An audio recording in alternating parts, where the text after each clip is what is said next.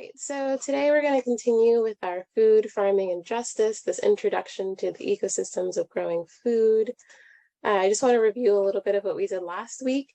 So we defined some important terms, agriculture and farming, then types within that, like regenerative agriculture and farming, organic farming, conventional farming, and what all those things mean, how they interact with each other. We also spoke more broadly about food systems, including sustainable food systems. And then we started to get into the significance of those terms and why they matter, and how that's connected to the resources that everyone within our food system has, and then what we can do to influence those systems in the form of food justice. And then a few of the really important terms within that, like food sovereignty and food security. And then we learned about organizations that you can be a part of, or you are a part of now with Rewild, to continue doing that important work. So if you want to think of this as an ongoing story about food systems, we're actually just going to zoom in to one part of this, like larger part, food system, and look at the farming part. So thinking about these inputs of like water and seeds and energy, and also thinking a little bit about those biological systems and nutrients. So with that, today is about plant life and ecosystems. So as an overview, again, everything in the context of farming or growing, gardening, however you want to see it. We're going to be looking at ecology and ecosystems, which I know you had someone come and talk about that a little bit. So they're just going to get like a very high level look at it, just in terms of farming, and just two key definitions there.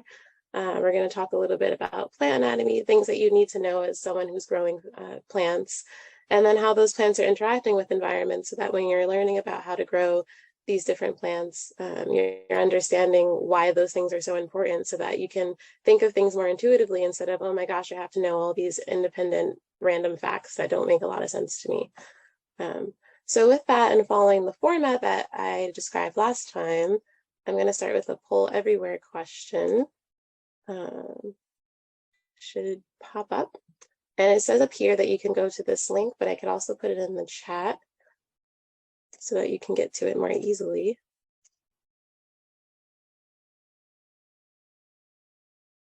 Study of ecosystems, that's one.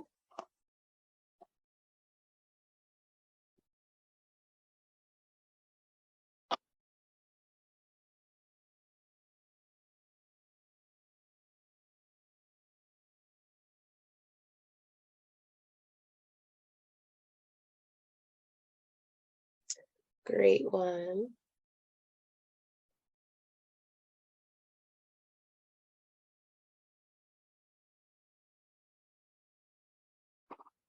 Yeah, so I'm seeing the same thing, just how things are interacting, really thinking about relationships of things. So I see that you were definitely paying attention when that person was speaking, because that is the definition that we're going to use. So you can see as the study, or the scientific study, of those interactions between between organisms, as well as their interactions between themselves and abiotic environment.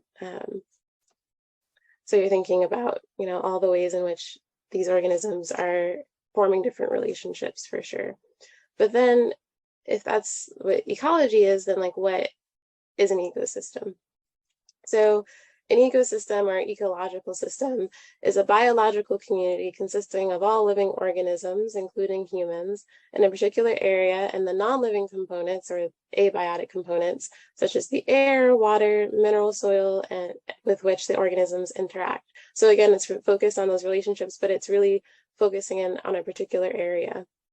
So it's just like a more specific thing, and it's a noun as opposed of something right in front of you, as opposed to just this broader concept of things. So when we're thinking about plants, they're also living within their own ecosystems, and they're interacting regularly with other different types of living organisms. So you have the parts that are above the ground, because plants are also living in the soil, and you're interacting with things like squirrels or other things that might be eating them, or like taking the fruits from them and maybe helping them grow more of themselves. Different pollinators that are coming in and interacting so that they could, again, grow more of themselves. And then you have things that they're fighting against that may be like herbivores who are eating the plants themselves, or you have insects that might be also eating the plants or making the plants sick. And then you have the parts that are below the plant that are interacting with all different types of like living things, like little nematodes that may be eating away at things, but also other types of life like fungi that may be supporting a plant's life. There's also humans interacting within that system, but we're not really worried about that today. We're focused more on other types of organisms. And then you can also think about them interacting with the non-living parts or abiotic parts of the environment. So you have like gases within the atmosphere, you have water that's going through the atmosphere, through the soil, everywhere within the plant, and other like non-living things like nutrients that the plant needs to take up. So those are like visual representations, but we could also think about this in terms of words.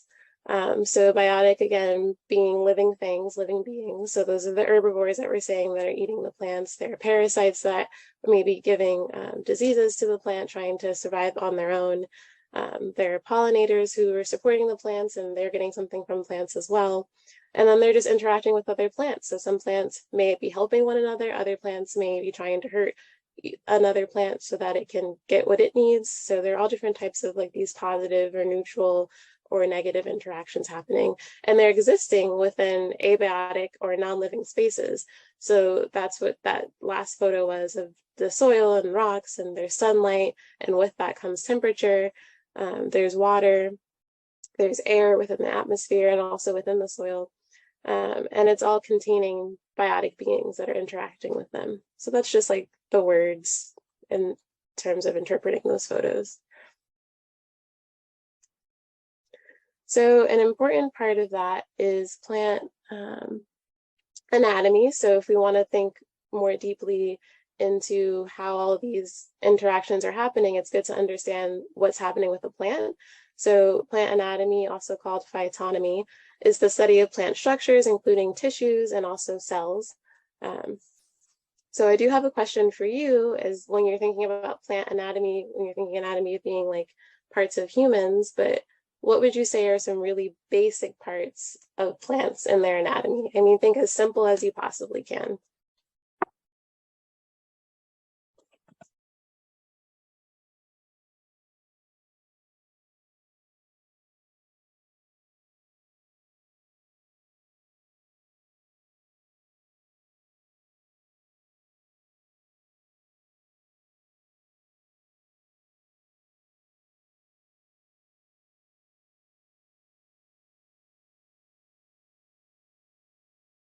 Oh, I'm seeing a lot of like really specific things like petals and stamens, which are a part of flowers, stomata. That's great. Yeah, so these are all really great answers, and you did cover all of the simplest parts of them. So if you want to think about plant anatomy or phytonomy, the most basic parts that you're really going to care a lot about are the roots, which are existing usually in some type of soil or other medium, the stems, the leaves, and flowers, which eventually will become fruits. And yes, I will resend the link. Okay. So I'm going to just get into each of those plant parts again, because we're trying to see how they matter when they're interacting with other parts of their environment. So first I'm going to get into roots and how they function. So roots are providing a bunch of different functions. There's anchorage, so that concept of a plant being able to stay in place within the ground. So without roots, plants they would be toppling over. So you need a system that's extensive enough to really hold you up, especially these giant, massive structures like a tree, for example. They're uptaking nutrients is one of their most important primary functions. So there's like macronutrients, which are these like much larger, more important, well, not necessarily larger in terms of physically, but just more important to the essential parts of a plant. So like nitrogen, for example, is used in so many different processes within a plant. And then micronutrients were things that are important, but they don't have necessarily as large of a role within a plant. So something like zinc or silica. But roots are also absorbing water, and they're storing reserves. So if you're looking at something like a carrot, which is a root, it's storing all of these nutrients that are essential to this plant.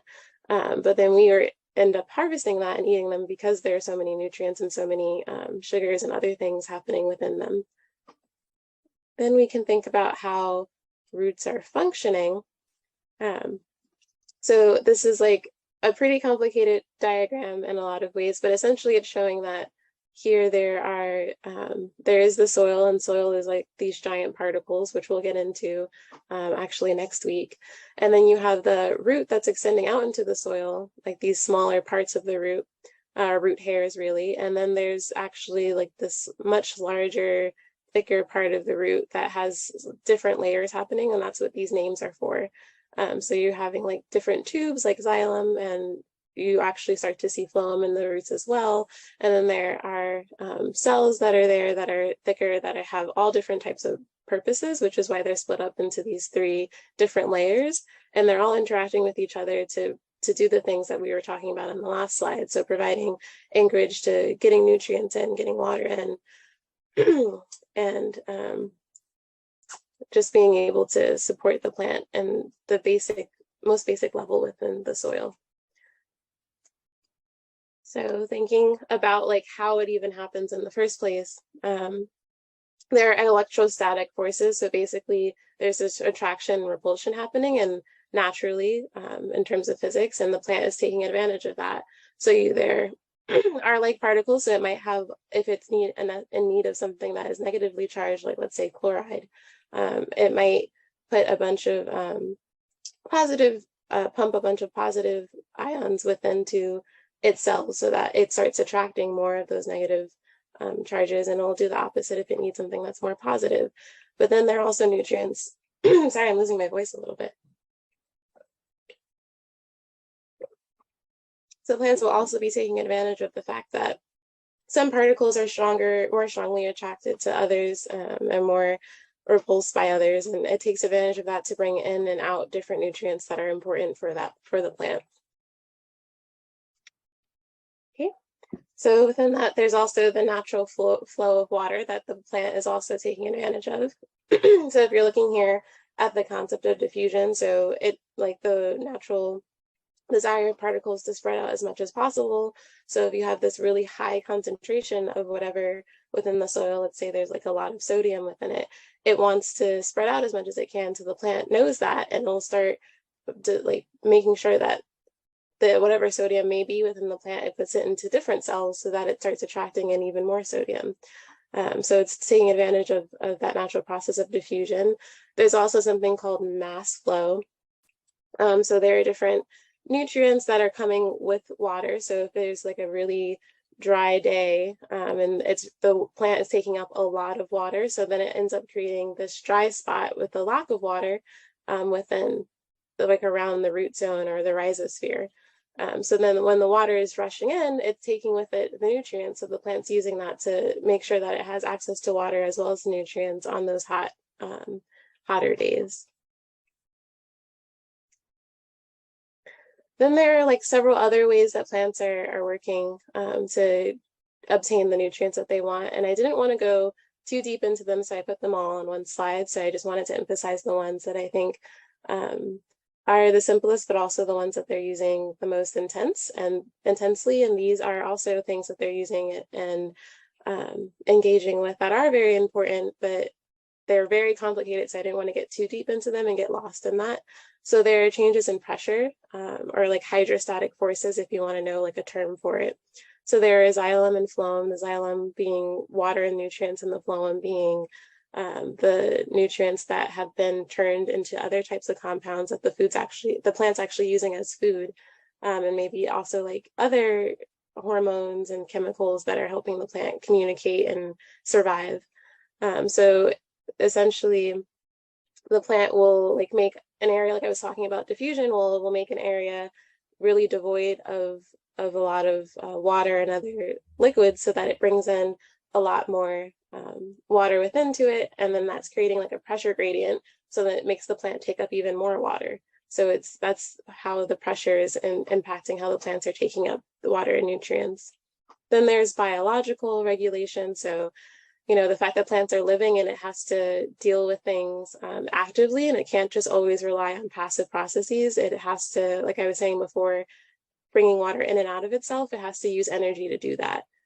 So it's responding to, if the soil is really dry, it might say, okay, well, it's not really saying it, but there are these processes where it's automatically triggering it to, again, maybe get rid of all of the water that are in those closest roots that are closest to the soil in that rhizosphere, so that it can bring in more water and it doesn't just start to lose water or just stay at this this concentration that's not helping it grow or just maintain itself.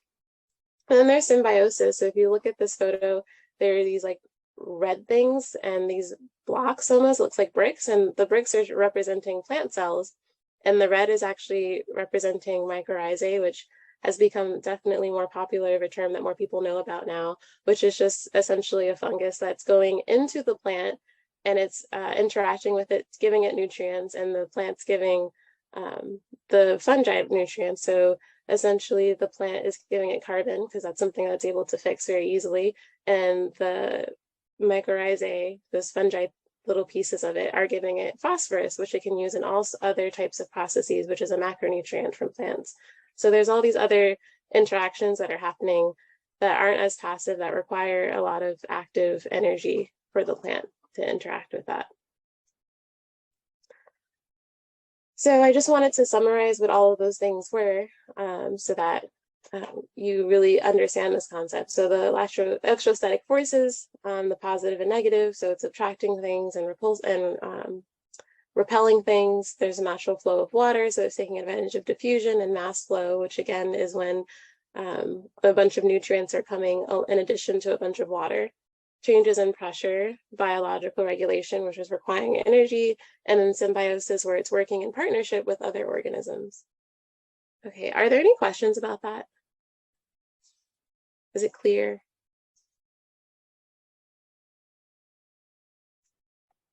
Okay, well, if any come up, you can drop it in the chat. So before I move on to the next thing, I want to ask you what you think stems might do. If you're thinking about how these parts are actually connected to roots, are some of these processes the same? Are they doing similar things? Holding up the plant, that's a good one. Providing support, great. Moving nutrients.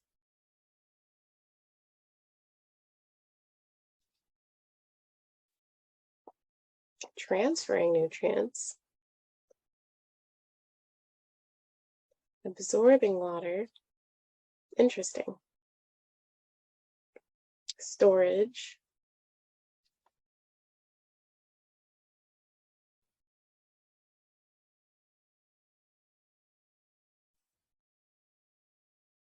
Yeah, so I'm seeing a lot of the same themes here.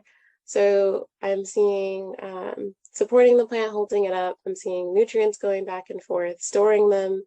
I'm not sure what the last one I saw up there meant with tissues, but I'm curious to know more about that. Transport, yep. So you have a lot of it right. So it's providing that structural support. So the fact that they're able to have leaves, and those leaves need to reach sunlight. Flowers need to be able to be seen. The fruits need to be able to develop, and also, if we're talking about ripening, they have to be able to see the sunlight as well. So the plant is providing that structural support, holding things up. It's also transporting nutrients. So we're talking about xylem and phloem. So it's still continuing. It's just like someone described it as a bridge, but you can see it as a highway. So it's going throughout the whole plant. So it never really stops in any one part of the plant. It's continuous. And then also something that people didn't mention is that if they're green, they're also photosynthesizing. If you want to know like more terms, it's called non-laminar photosynthesis, which means laminar just meaning a leaf. So it's not a leaf, but it's also photosynthesizing. So if, let's say, like the leaves aren't coming out just about yet, or it's missing some leaves, the leaves are not in the sunlight, the stem is able to contribute to that and make food for the plant too. So right, so then how are stems functioning? I won't be as extensive in explaining this as I was with the roots, because again, it's a lot of really complicated science that I don't think is necessary to know. So there's the xylem and phloem, so it's also changing pressure. But the interesting thing is with phloem, when it's dealing with food, is that it's going both ways. So because there will be the roots where it's taking nutrients and raw materials that will eventually become food for plants, and we'll take it to the leaves where photosynthesis will be happening, as well as I said before, in the stems. And then it has to transfer that all throughout the plant. So it's going to transfer it to other leaves, it's going to transfer it to the stem, to the parts of the stem that are actually alive, because as you're seeing here, there are these like hollow tubes. So the inside of stems are really just dead cells. And then it will actually transport nutrients back down to the roots, because the roots are cells and they are alive and they need food too. But xylem with water is actually only, and the minerals are actually only going in one direction, because it's mostly taking advantage of, again, those changes in pressure. And it's really hard to go down in that way. And it's also sending different signal molecules. So if we're saying like a stem can actually bend toward light and away from light, it has to have some way of knowing to do that. So it doesn't just automatically see light and then like we have eyes and just start doing something. It has to be signaled to do that. So there might be something like auxin, for example, which is a very common plant hormone that is used for just about everything in a plant. And it will signal, it will go travel through it to whatever part it needs to go and tell a cell to become smaller, become larger, so fill with water or release water, and then it will bend towards sunlight. And that particular process is called phototropism, if you're curious, again, to know terms. And then stems are using so many other biological activities. You see here, there are these like weird plates, almost it looks like, within phloem. So there are different processes happening there to help these stems function. So, and I bring up this and say that this is important. So if you were to cut a stem, why that's important is because you're interrupting the flow of water, interrupting the flow of nutrients, and it can't take advantage of pressure if there is no difference between what's happening in the roots and there's what's happening towards the top of the plant, for example. Then there's leaf function. So leaves are where photosynthesis is primarily happening, and it's providing food as sources, and it's going to other parts of the plant, which are known as sinks, because we're sinking resources into it. And also they provide cooling. So if there's a really hot day, if you're seeing these leaves here and there's water on them, if you didn't put water on them, it's because the plants are opening up, like these little stomata with guard cells that are opening them up, and it's letting water leave it. So because the water wants to go, again, because of diffusion. So it's like it's hot, it has a lot of energy, and then also there's way less water right outside the leaf, so it wants to leave it. So when the sun comes down, it's beating hard on the plant, instead of it burning up and making the plant, too active and processes can't happen anymore, it'll instead just evaporate that water. So it's protecting the plant from being harmed in sunlight. So how is that process happening? So there's photosynthesis, and I'm not, again, going to go too deep into it, but very generally, it's capturing light within different types of cells and turning that into a different type of energy, a chemical energy, one that the plant can actually work with. It's exchanging gases. So, people were mentioning stomata. So yes, the openings on the cell, it's letting in gases like carbon dioxide, and it's letting out gases like oxygen. And it's utilizing those materials that we're talking about, how the water and the nutrients are coming up through the xylem. It's taking those and using those within the process, within photosynthesis, to create food. And then it's taking that food, it's putting it into the phloem, where it will transfer to wherever the plant needs it, so that it can use the energy to grow. And those raw materials, again, in the xylem would be like the nitrogen that it's picking up from the soil, or the phosphorus that it's getting from, let's say it has, the mycorrhizae or the fungus, it's using that. So it's using those things to form food. Very basic, but important concepts to understand. Okay, then lastly, there are the flowers. The flowers are ultimately there to reproduce and make more of the plant, and this is assuming that the plant has flowers, because there are plenty of plants that reproduce that do not need to flower, and they do that through a different set of means. But they're there to attract pollinators, so you'll see flowers that have all different types of really beautiful colors, and other types of beneficial insects that may be taking, eating a fruit that has seeds, and then they take that seed and drop it elsewhere to help the plant grow. the flowers themselves will actually become fruits better than, as I said, be dispersed. And then those more important within that fruit are those seeds, which has all that genetic material that's important to create another plant. And how are those flowers functioning? So I talked a lot about, well, I mentioned several times those different hormones that are traveling throughout like the xylem or the phloem. So it's producing a lot of those chemicals to say to itself, like, hey, it's time to actually start to flower. And now that it's time to flower, we've gotten this pollen fertilization has been happening, and an embryo or a seed is starting to form.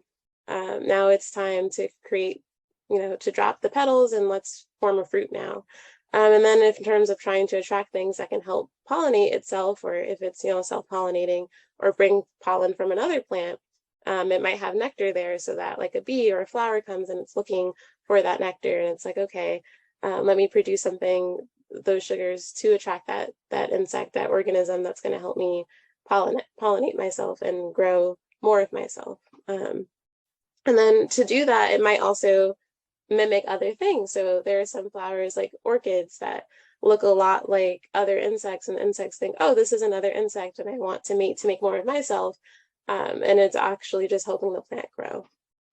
So those are just some ways that a plant is taking advantage of what's existing to grow more of itself and to reproduce.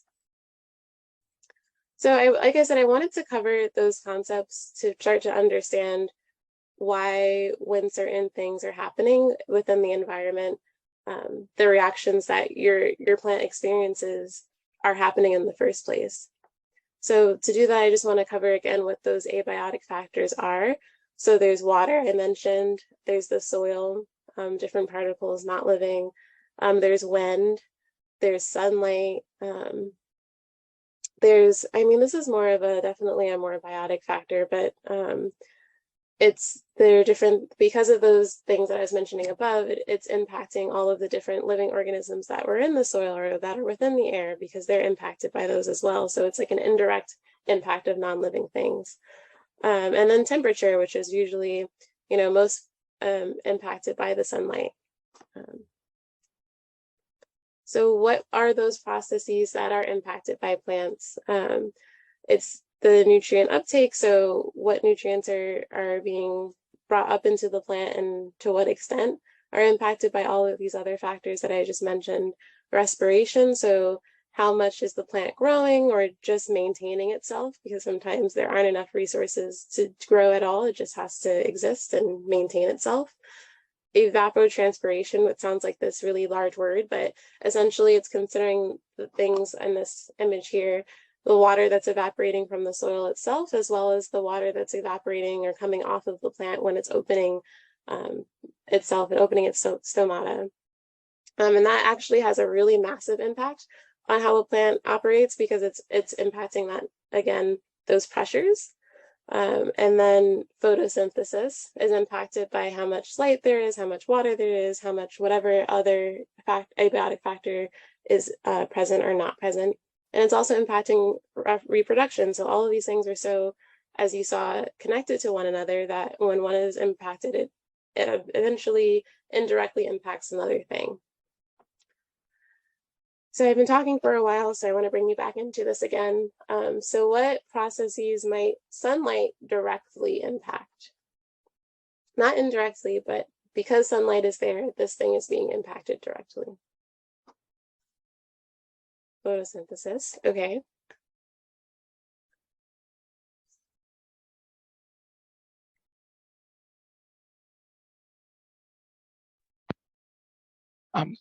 It's not a multiple choice, right? Like you just have one choice that we can pick. Yeah, I think so.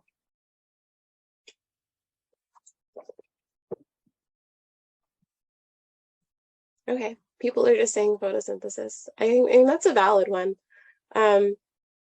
So sunlight is, of course, as everyone said, is increasing photosynthesis, but it's also raising air temperature. And when you're raising the temperature of something, generally speaking, if you're looking to the left at this graph, it's increasing respiration, which is that process of using the energy that's formed through photosynthesis.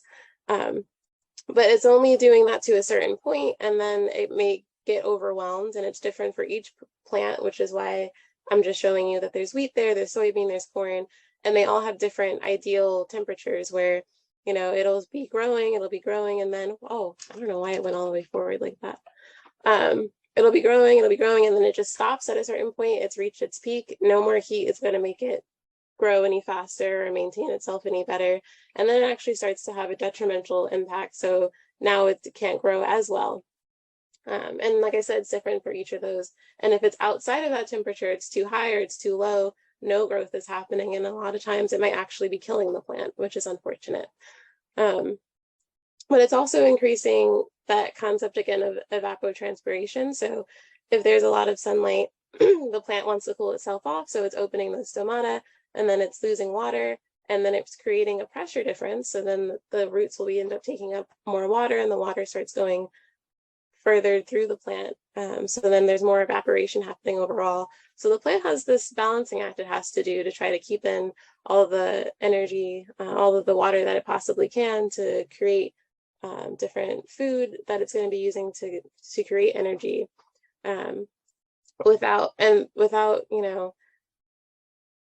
not doing it so much that it starts to burn because it can't let go of some of that water to keep, itself cool enough where it's just not doing anything. So it's just delicate dance it has to do. So you want to make sure that you're planting things in the right spaces, right?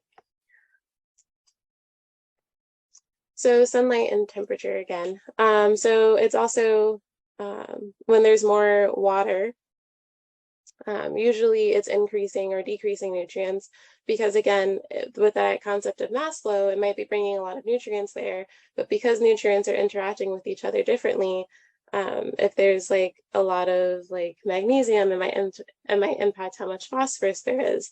So it might decrease another amount of nutrient, but increase another. Then there's wind. So again, that concept of things evaporating. So when there's a lot of wind, there's like this really intense barrier, it's taking the water away. So now the plant thinks, oh, it's really dry. And a lot of times those stomata have to be open. So it brings in that carbon dioxide. So it can't really close them. So then all this water is leaving because it wants to diffuse outward because it's saying, okay, there's not a lot of myself outside of the plant. So now I'm just going to leave. So then the plant can be very impacted, not just from physical damage of wind, but actually dehydrate itself because of wind. And from that same exact concept, not just with water, but with, carbon dioxide, oxygen, whatever the plant is getting through gases, it's increasing that exchange because now the oxygen or the carbon dioxide that was near the plant is now being blown away. So now there's again that difference. So it might be a lot coming out, a lot coming in, which can be beneficial or it can be harmful. It depends on what it is and how much wind there is and what that plant needs at that time. And then it's also impacting the soil properties. So what biological activity is happening, because like I said before, plants are being impacted by all these abiotic factors, but so are all the other living things happening in the soil and in the air and other spaces. And then there are lots of physical properties within the soil that, again, I wanted to get into next week, that are impacting how the plant is able to take in nutrients, because maybe thinking about those positive and negative forces, it's attracted a lot to a particle, or so it can't really access it, and it doesn't have enough energy to pull it from the particle. So that's just the basic overview of all of these interactions. And the only reason why I wanted to stop here is that I didn't want to bombard you with a lot of information. And I wanted to give you the space to ask questions. So that is what I have for today. And I know that's a lot of concepts. So if anyone has any sort of questions or wants to know more about something because they get it, then now is the time to ask. Yeah. I remember I was wondering, because I forgot how pressure affects the plant. You mean like the atmospheric pressure? I think so. It was mentioned in one of the slides, and I wasn't sure what it. So when I was talking about pressure, I was particularly talking about the pressures within a plant. So I guess I could share the screen again and go back to that slide. Okay. Okay, so I'll even look at this one. So, or even better, probably looking at roots. Okay, so essentially, like I was saying before, there's like this other barrier that's actually interacting with the soil itself, and then there are these smaller layers inside. So there are different types of pressures that could be I was talking about like the larger pressures experienced throughout the entire plant, but if you want to talk about like the pressure within a cell, so let's say that there's a lot of water, that the plant needs a lot of water, and there isn't that much in the soil, or like the concentrations are about equal, so it can't rely on that passive process.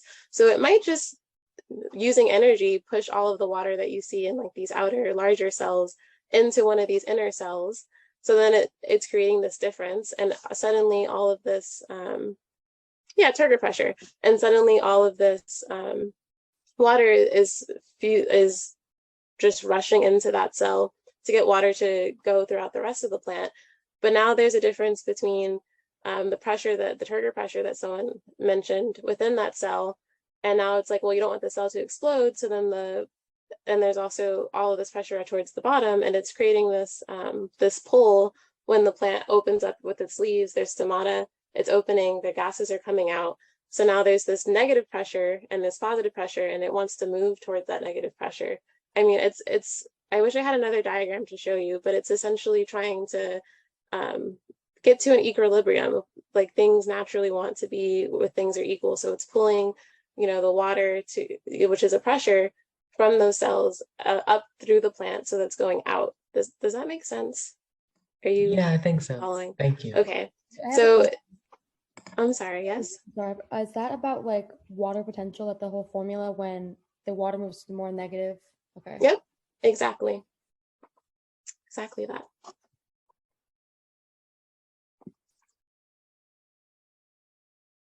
Cool. Any other questions? I'm trying to make something that's very complicated simpler. Yeah, so this is Raj. Okay, I just wanted to ask, can you talk about the role of like the macronutrients? I mean, why does plant need so much nitrogen, or certain plants need more nitrogen or phosphorus or potassium? Like, what do they use them for? Yeah, sure. So nitrogen, for example, is being used in a lot of different processes. So it's being used in photosynthesis, it's being used, I think, also in respiration. It's being used to literally form different plant parts. So essentially, the more a nutrient is used in a plant process or different processes, the more important it becomes, and that's why it's designated as a macronutrient. But it's not, but it also doesn't mean that other, again, micronutrients are not important. So if you're thinking about like silica being important, it might be specific in one very specific smaller process, but that process is still very important to the overall life of the plant. Or you're thinking about magnesium being an important nutrient within the plant. Magnesium is one of those central nutrients being used within like the photosystem of a plant. So within these compartments that are within these different cells within the plant. So without magnesium, there's no electron within that particular element to then be excited and passed on and passed on and passed on until it's formed an energy molecule, for example. So it's really just the importance of that plant, of that particular nutrient, and then how many processes it's a part of that defines whether it's a macronutrient versus a micronutrient, which I can absolutely get into the specifics of that in the next presentation. But I always like to, again, see what it is that people want to know more about, and not just, assume that what I think is important is everything you need to know, because maybe you know a lot of this information already.